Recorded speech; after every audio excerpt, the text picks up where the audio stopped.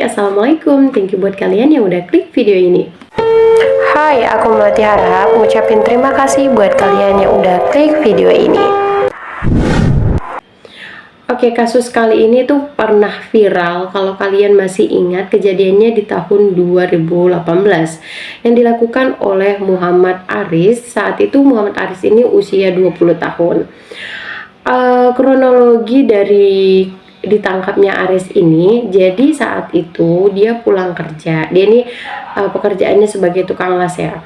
Dia pulang, setelah dia pulang dia ngeliat ada satu anak kecil usia TK gitu, berarti 5 tahun kali ya, usia 5 tahun lagi main-main sendirian di depan rumahnya loh, bukan yang kayak maksudnya normal lah kayak anak kecil main depan rumahnya.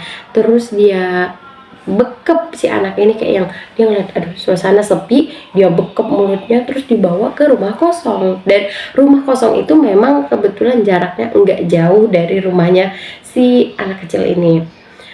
Tapi kan posisinya dia dibekep ya, maksudnya dia seteriak apapun, dia senangis apapun. Jadi kayak bayangin aja anak kecil 5 tahun sama laki-laki usia 20 tahun ya, kayak yang pasti tenaganya ya nggak ada apa-apanya gitu loh. Terus habis itu dia melakukan pelecehan. Setelah dia melakukan pelecehan itu ya udah nih anak dibiarin dan dia pergi. Setelah dia pergi, bapaknya kan kayak yang anak aku mana gitu. Terus tiba-tiba anaknya nangis ya, dan ya nangisnya tuh nangis kejer kayak traumatis gitulah kan. Orang tuanya kayak kenapa, pas dicek ternyata alat vitalnya itu berdarah, kayak yang wah dan kebetulannya di jalan itu ada CCTV, dan dicek di CCTV itu kelihatan nih kalau si Aris ini ngebawa si anak ke rumah kosong itu. Dan ditangkaplah si Aris. Setelah udah ditangkap ini dilakukan yang namanya interogasi. Kata dia, iya bapak, saya melakukan hal ini karena saya suka nonton video porno dan dia merasa terangsang melakukan hal itu gitu. Setelah beberapa kali interogasi akhirnya terungkap kalau ternyata ini bukan pertama kali dia lakukan gitu. Si Aris ini udah banyak korban loh, udah banyak anak-anak yang dia lecehkan gitu. Terus dia bilang juga setelah dihitung-hitung, dia kayak dia cerita kemungkinan ada 9 anak. Dia bilang ada yang dia lakukan di musola, ada yang dia lakukan di tempat-tempat sepi gitu, di rumah kosong. Pokoknya dia melakukan itu kayak di tempat ya, kayak bayangin aja di musola gitu loh.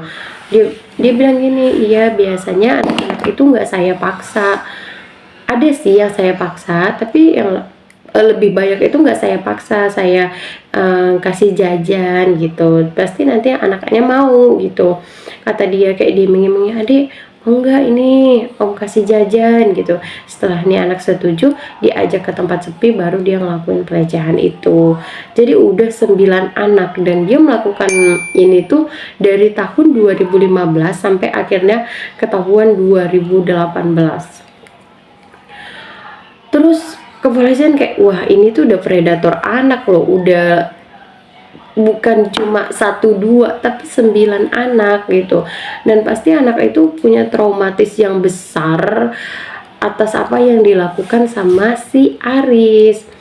Setelah itu dilakukanlah persidangan gitu kan. Udah dilakukan persidangan, akhirnya diputuskan kalau si Aris ini mendapatkan hukuman 20 tahun penjara sama yang namanya hukuman kebiri. Tapi kebiri kimia. Gimana?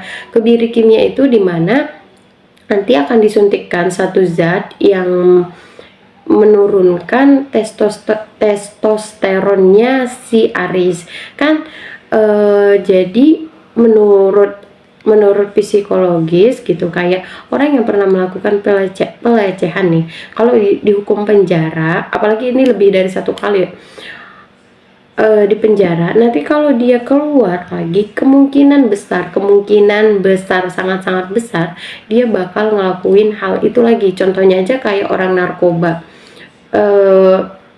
kalau nggak benar-benar direhab, kalau cuma di penjara nanti mereka habis keluar dari penjara pasti narkoba lagi gitu. Yang maksudnya jarang lah kedengeran kayak habis di penjara terus dia bener-bener nggak pakai narkoba, itu jarang banget. Ada tapi jarang gitu. Gitu juga sama pelaku pelecehan, sampai akhirnya adalah kebiri kimia ini. Jadi kan hormon yang ngebuat dia pengen melakukan hal itu kan hormon testosteronnya nih. Terus nanti kalau seandainya hormon itu turun, otomatis keinginan dia untuk melakukan hal itu bakal menurun juga gitu. Tapi dari pihak kedokteran ngerasa kayak aduh ini tuh nggak sesuai kedokteran banget ya. Pokoknya di tahun itu tuh bener-bener yang pro kontra banget sama keputusan untuk dia dikebiri kimia karena menurut dokter itu kan testosteron itu udah salah satu hormon yang ada di laki-laki. Soalnya kalau nanti testosteronnya turun, banyak efek sampingnya juga gitu. Bukan cuma apanya hasratnya menurun, tapi kayak dia jadi lemah, jadi apa gitu. Jadi menurut dokter itu agak nggak sesuai kemanusiaan gitu lah. Tapi menurut psikologis juga efek sampingnya yang diberikan sama si Aris ini ke anak-anak itu gimana gitu loh. Kemungkinan besar mereka itu bakal trauma seumur hidup, bener-bener yang seumur hidup, apalagi di masa kecilnya kayak yang oke, mereka bisa ngejalanin hari-hari mereka seperti biasa, tapi pasti di dalam dirinya itu ada rasa trauma, ada rasa yang pengen banyak banget efek negatifnya dari kalau seandainya si Aris ini enggak dihukum kebiri kimia.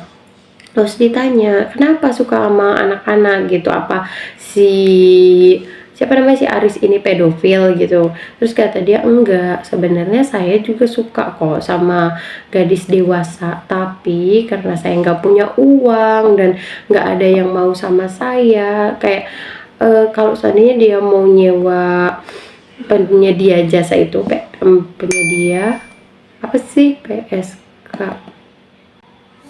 iya itu bahasa ininya apa sih, seks komersial, penyedia seks komersial itu. Oh my god, I'm sorry, I forget. Terus ya itu dia nggak bisa ngebayarnya, katanya sebulan aja dia cuma dapat gaji 217.000, padahal kenyataannya dia kenapa dapat gaji sedikit itu karena si Aris ini tuh nggak mau gitu loh, kayak yang tiap hari bakal pergi ngelas, enggak, jadi kadang datang kadang enggak, kadang datang kadang enggak, makanya gaji dia juga dikit gitu.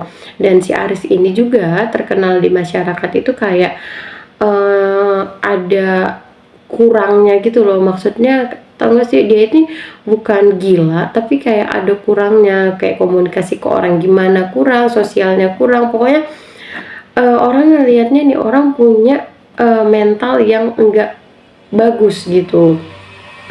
Terus setelah dilakukan pemeriksaan kejiwaan ternyata mental dia bagus-bagus aja. Jadi maksudnya dia melakukan hal pelecehan itu bukan karena dia punya mental yang rusak sampai dia kayak nggak bisa berpikir jernih makanya melakukan itu, enggak. Jadi dia sebenarnya ya kayak manusia normal, dia yang memutuskan untuk melakukan hal itu sampai akhirnya dia melakukan pelecehan gitu.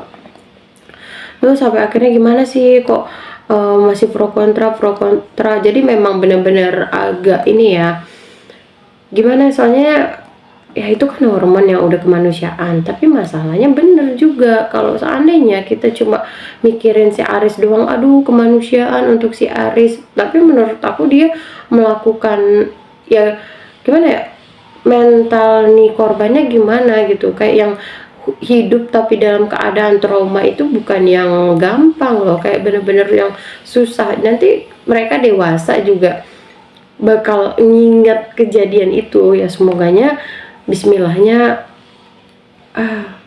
traumanya itu bisa hilang. Aku nggak tahu bisa hilang nggak sih trauma kayak gitu, semoga bisa. Cuma ya kayak setidaknya mereka para korban nih bisa menjalani kehidupnya secara normal tanpa harus ngerasa aku nggak layak lagi, atau ngerasa kayak kayak gitulah pokoknya mah. Terus itu akhirnya secara keputusan ya udahlah, si Aris ini dihukum 20 tahun penjara dulu. Setelah 20 tahun penjara baru nanti sebelum dia benar-benar dibebaskan, dia disuntik kebiri.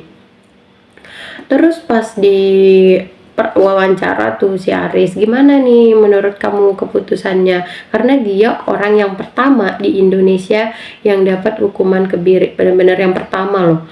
Terus kata dia gini, kalau bisa sih jangan ya, kalau bisa sih jangan.